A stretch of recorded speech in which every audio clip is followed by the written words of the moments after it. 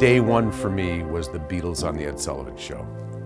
My brothers and I, we were gathered on the TV, and that just hit us all like a ton of bricks.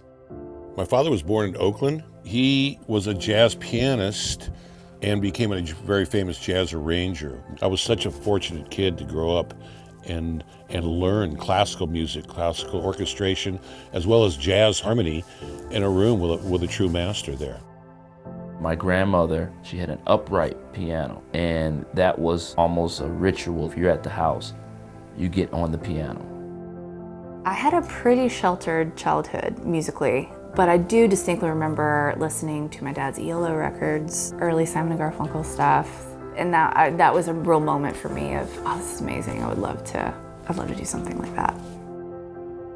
Stevie Wonder and Sting and Bobby McFerrin, and those three were so overplayed in the house that it was just ridiculous.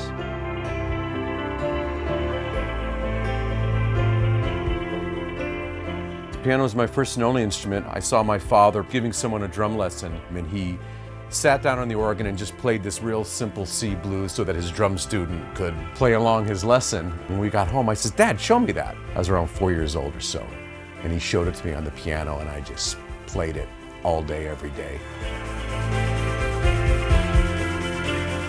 I was 14 years old when I did my very first session. I arranged a couple of things by myself, and my dad let me do the whole arrangements on them. And he would conduct, and I would be in the booth. And when he would go in the booth, I would go out on the podium and conduct. We were a real team, and we got to be known as a team. I'd been playing with Jeff Porcaro in high school. So the people from Sony came over and said, "You guys ought to think about starting a band." And we're like, "Really? That's a really good idea." You know, what everyone forgot is that TOTO started off as a garage band. We really had this single purpose. We had the songs, we had the musicianship. There was no way we weren't going to make it. I would go to Guitar Center as if it was my daily job. One day I was programming a track. A guy comes to me, he says, "Hey, did you do that track?" And I said, yeah, I did. He says, "Come with me, I have a studio for you." We go around the corner, he walks us in, and he opens the door, and there's just gear everywhere. And he says to me, "This room is yours."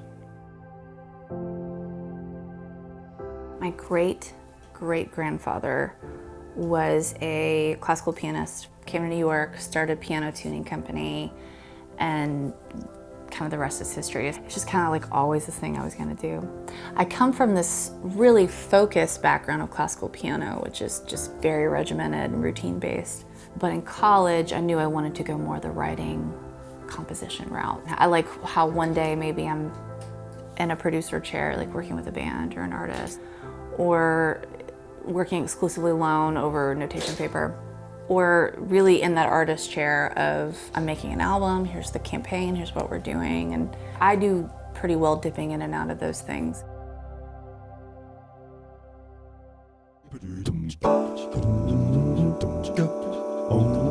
I don't think there was ever any doubt that I was going to end up doing music in some way, shape or form. It was something that was always there for me as a place to go, as a place to explore, as a place to invent, as a place to fully be myself. It truly is exciting to be a young musician in this world. A lot of people are afraid that the music industry is closing itself down. For me, it's never been a broader canvas. In essence, it's kind of infinite because there is no end to things which are possible.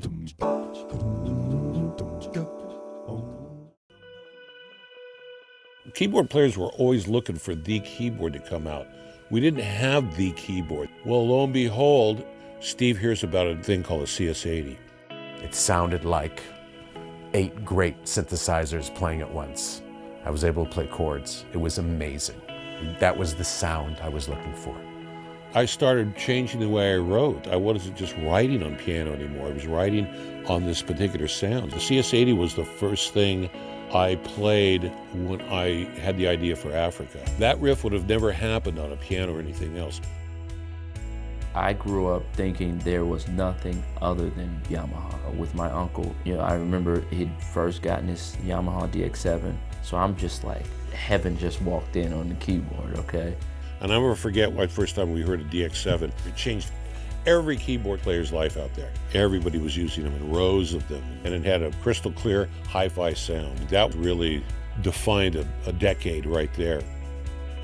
The first time I played the motif, it was unbelievable. It was an unreal experience with that piano. You know, everything that I've done, the motif has been the foundation. Once I experienced the best, where else do you go? Yamaha makes new instruments, and with those new instruments comes new music. We're reactionary musicians are.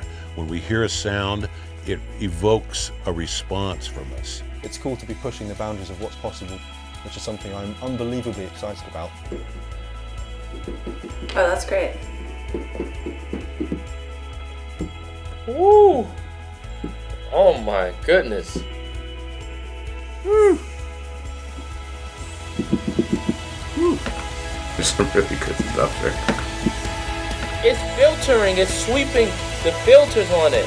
Like an old school, like Oberheim. The touch is perfect. It's in between an acoustic piano and an electronic keyboard instrument, but it's even a hybrid from it. I love the touch. Amazing. Truly, it's incredible. Seriously, it's another level. It's some next level. It's a winner, for sure.